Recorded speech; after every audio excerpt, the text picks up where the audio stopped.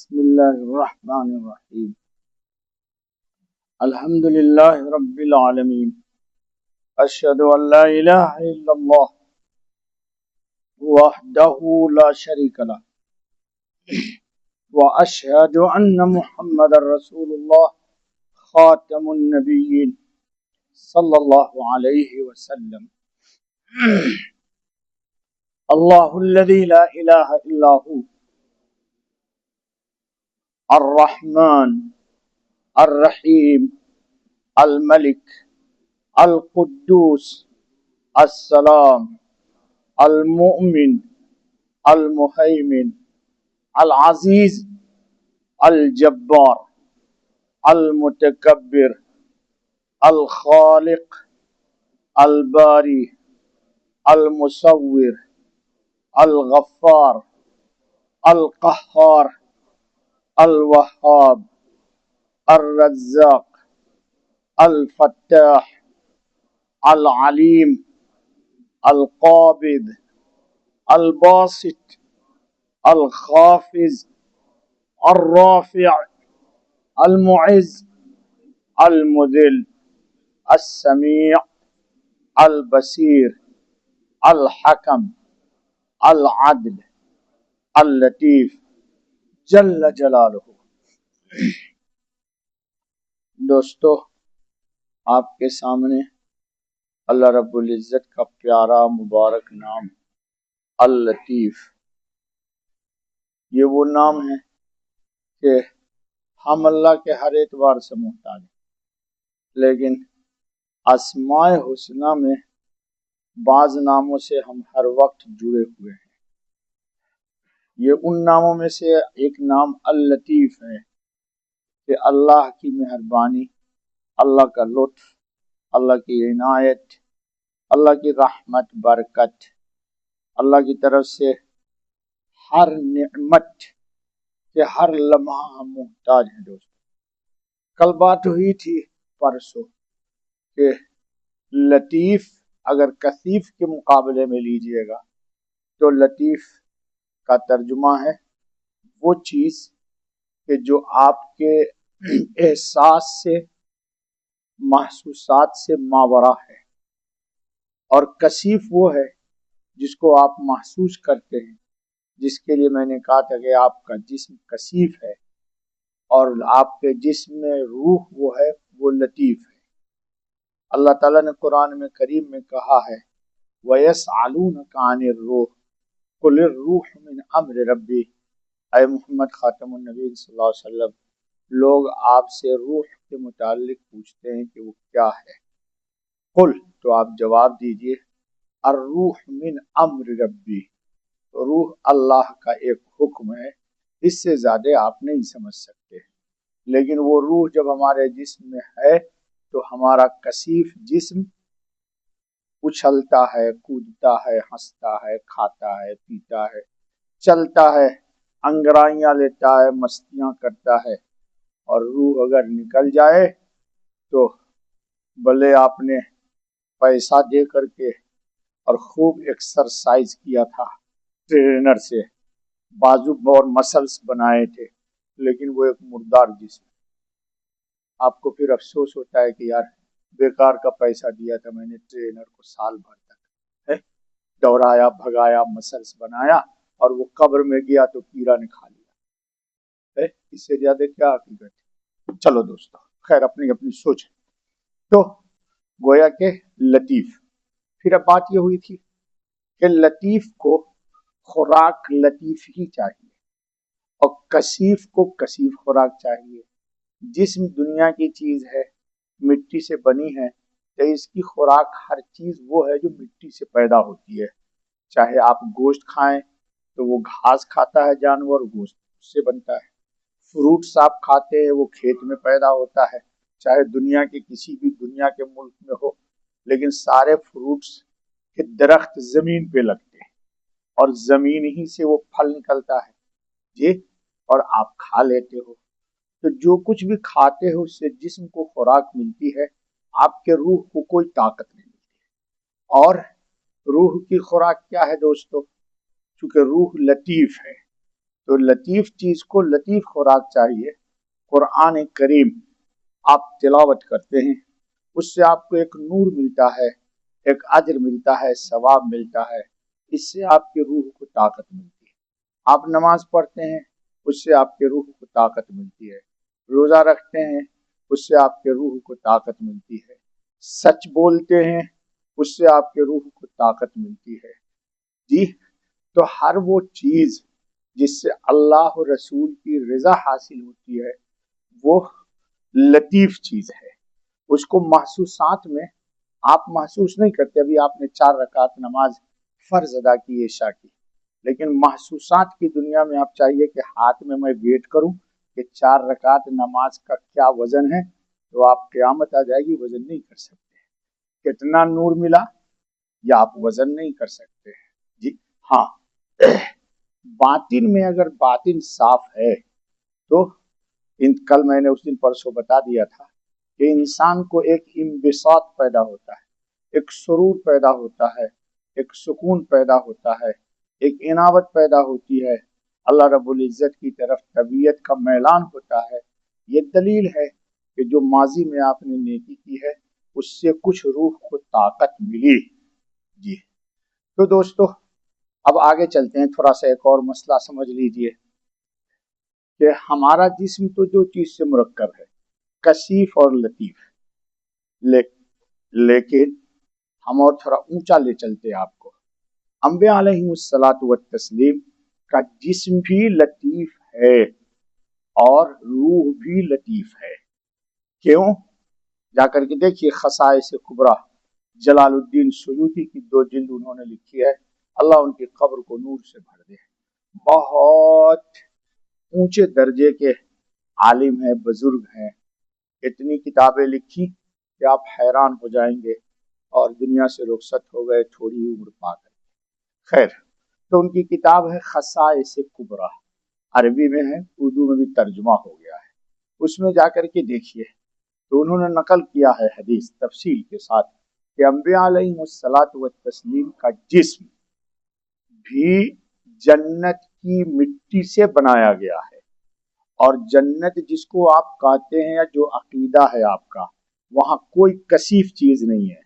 آپ جنت کی کوئی بھی چیز کھائیں گے تو بول و براز یعنی پیشاب پائخانہ آپ کو نہیں ہوگا، نہ اس کی حاجت ہوگی. تفصیل میں مجھے مت لے جائیے، کتاب پڑھیے، پھر کیا ہوگا وہ جا کے وہاں دیکھیے. ہر سوال کا جواب ہم سے مت مانگیں، آپ بھی کچھ کیجیے. تو آخرت کی جتنی چیزیں ہیں وہ سب لطیف ہی لطیف ہے، وہاں کوئی چیز کثیف نہیں ہے. اسی لیے محدثین نے وہ حدیث جا کر کے پڑھیے صحاح ستہ میں کہ حضور صلی اللہ علیہ وسلم نے فرمایا کہ زمین پر حرام ہے کہ انبیاء علیہ الصلاۃ والتسلیم کے جسد اطہر کو زمین کھائے. تمام انسانوں کی مٹی کھا لے گی لاش کو، لیکن انبیاء علیہ الصلاۃ والتسلیم کے جسم کو مٹی، اس پر مٹی پر حرام ہے کہ چھوئے بھی. کیوں؟ دنیا کی مٹی کثیف ہے اور جنت کی مٹی لطیف ہے. تو گویا کہ حضرت خاتم النبیین صلی اللہ علیہ وسلم یا تمام انبیاء علیہ الصلاۃ والتسلیم، ان کا جسم بھی لطیف اور ان کی روح بھی لطیف. تو گویا کہ 2 لطیف مل کے الطف ہو گئے. اس میں تفضیل کا صیغہ عربی کے اعتبار سے، یعنی نور علی نور، نور علی نور.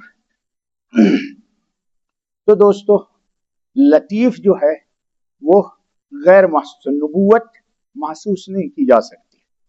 علم ایک لطیف چیز ہے، العلم نور، علم بھی ایک لطیف چیز ہے.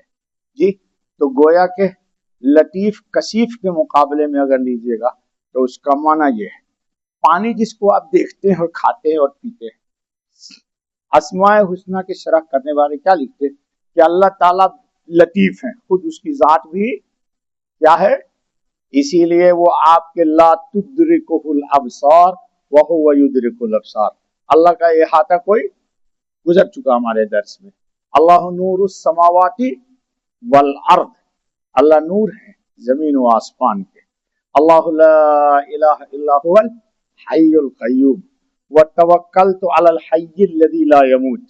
جی قل الحمدللہ الذی لم یتخذ ولد ولم یکن لہ شریک فی الملک ولم یکن لہ ولی من الذل وکبرہ تکبیرا. یہ سب قرآن کی آیتیں دلالت کر رہی ہے کہ رب العزت کی ذات لطیف ہے. کیا ہے؟ لطیف ہے. انشاءاللہ جب آپ جنت میں جائیے گا پھر اللہ سے جب ملاقات ہوگی تو آپ اس کو دیکھیے گا. کیوں؟ آپ اس عالم میں پہنچ جائیں گے جہاں آپ کا جسم بھی لطیف ہوگا اور روح بھی لطیف ہوگی. پھر لطیف لطیف کو دیکھ سکتا ہے. دنیا میں کثیف ہے اس لیے نہیں دیکھ سکتا. دنیا میں ہماری آنکھ کثیف ہے، کھول دیجئے تو پھٹ جائے گی.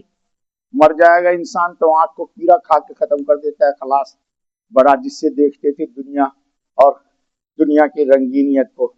جی، اس کی مہربانی کا مظہر پانی کی نعمت ہے. پانی کیا ہے؟ ایک نعمت ہے.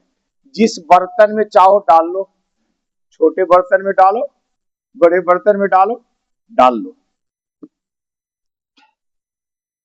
پینا چاہو پی لو، بہانا چاہو بہا دو، بھاپ بنا کر اڑا دو، نیچے رکھ دو آگ اور پتیلی میں رکھ دو پانی، تو سارا پانی بھاپ بن کے اڑ جائے گا.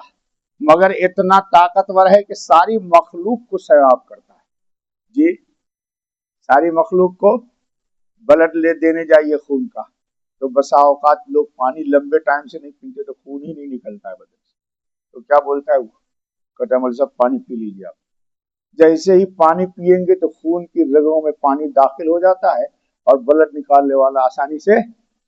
جی، کبھی ہے تجربہ؟ ہوگا مولوی صاحب یہ بھی آپ پڑھتے ہو؟ چلو میں بہت کچھ پڑھتا ہوں جو تم نہیں پڑھتے، تمہارے پاس ٹائم ہی نہیں ہے. چلو، ان کے دل و دماغ کو تازہ رکھتا ہے، درختوں اور کھیتوں کو سیراب کرتا ہے. اور اللہ کی قدرت کسان سے جا کے پوچھو. ایک ہی باغ ہے، اس میں امرود بھی ہے، کیلا بھی ہے، نیمبو بھی ہے، آم بھی ہے، املی کا درخت بھی ہے، آملہ کا درخت بھی ہے، اور سب کو ایک ہی ٹیوب ویل سے، بورنگ سے پانی دیا جاتا ہے. سب کو ایک ہی درخت، ایک ہی ٹیوب ویل سے. کیلا میں کسیلا پن آتا ہے، آتا نہیں آتا؟ نیبو میں کیا آتی ہے؟ ترشی، کھٹاس. یہ امرود میں بھی کسیلا پن آتا ہے. آم انواع و اقسام کے ہیں. 260 آم تو لکھنؤ میں ایک صاحب کے پاس ہے. ایک درخت پہ قلم لگے ہوئے 260 پھل ہوتے ہیں. ہر ایک کا ذائقہ الگ الگ ہے اور جڑ اس کی ایک ہے. اور قدرت اللہ کی دیکھیے کہ پانی ایک سیال اور لطیف چیز ہے. تمام شاخوں کو وہ پانی وہی سپلائی کرتا ہے، لیکن اللہ کی لطافت، سب کا ذائقہ. اللہ کو کیسے نہیں مانو گے؟ اللہ کو کیسے نہیں مانو گے؟ ایک ہی ماں باپ ہیں جی، 20 بچے ہیں، سارے کی آواز الگ ہے. باپ سمجھتا ہے کون بیٹا پکار رہا ہے مجھے، کتنے نمبر پر ہے، پہچان نہیں پہچانتا ہے. اور دنیا نے تو اور ثابت کر دیا کہ سب کا آئی، کیا بولتے اس کو جی، ہاں، لوگ اس کو بدل سکتے تھے، جلا کر کے فنگر دیا، دوسرے ملک میں جانا تھا اس کو جلا دیا، اور جلا کر کے کچھ لگا دیا تو فنگر بدل سکتا ہے. لیکن آنکھ کا جو آج کل فنگر لیتے، دنیا کا کوئی ماہر بھی اس کو چینج نہیں کر سکتا ہے. یہ سب کس کی قدرت ہے؟ اللطیف. وہ اللطیف کہ باریکی کے ساتھ سب کو ڈفرینٹ مختلف الانواع. وہی میرا رب لا الہ الا اللہ ہے. سنو، درختوں، پھلوں، میووں، انسانوں اور جانوروں کی رگ رگ میں جاری و ساری ہے، ہر جگہ گھس جاتا ہے. کون؟ پانی. میں نے کل مثال دیا تھا کہ آپ یہاں پر پانی کا ایک قطرہ رکھیے اور کہیے او خبردار جو میرے تو نے کرتے کو گیلا کیا، وہ آپ کے پاپ کی نہیں سنے گا. میں سخت جملہ بولتا ہوں.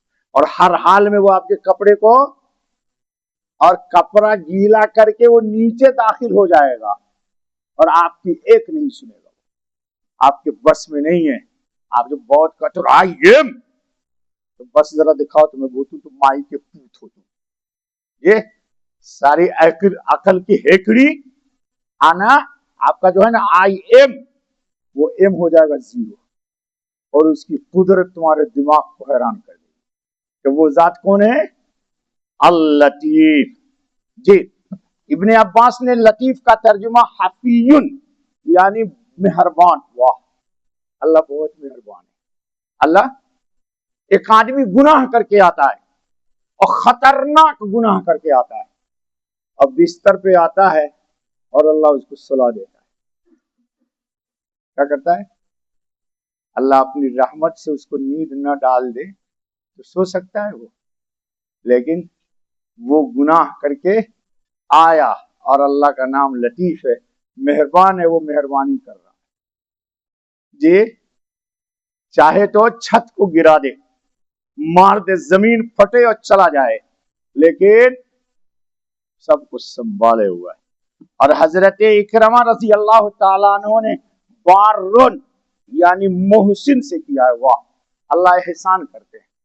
क्या करते? अरे भाई, हर लम्हा हम पर एहसान है यार, आप पर हो ना हो मुझे नहीं मालूम, मैं तो अल्लाह को मानता हूँ। हर लम्हा अनगिनत बिन मांगे हजार नेमतों से वो मुझे माला माल कर रहा है, मुमकिन ही नहीं मुझसे शुक्र अदा हो जाए। हजरत मकातिल रहमतुल्लाह अलैह ने फरमाया, अल्लाह ताला अपने सभी बंदों पर मेहरबान है, यहां तक के बेईमान जिसे आप काफिर और फासिक कहते हैं जी, पर भी दुनिया में उसकी नेमतें बरसती हैं। हक ताला की इनायात और लुत्फ करम अपने बंदों पर बेशुमार अनवा व अकसाम के हैं। अल्लाह लतीफुल्लज़ी यूसिलु इलैका अरबक फी रिफ्क़िन। जी, अल लतीफ वो जात है जो तेरी हाजत और जरूरत को मेहरबानी और नरमी से पूरी फरमा रहा है, और तुझे पता भी नहीं चल रहा है, आपको पता भी नहीं चल रहा है। बस बेटा, बस रहने दो, बखिए कल इंशाअल्लाह। अल्लाह ताला हम सबको अपनी नेमतों को मानने वाला बनाए, और हम नेमत खा के क्या न करें, आए नहीं बोल रहे हो, बदमाशी ना करें, ठीक बोल, गुनाह न करें, नेमत खा करके आए, नेमत से जो ताकत मिलती है उससे मासियत न कीजिए, कोशिश कीजिए, और अगर हो जाए तो फौरन बोलिए अस्तगफिरुल्लाह, उसकी तौजी होजी मत कीजिए। अल्लाह हम सबको तौफीक अता फरमाए। अच्छा भाई सुनो, एक जरूरी ऐलान करना है। मैं मस्जिद का इमाम हूं बेटा, ये दूसरी रील बना दे, बंद कर।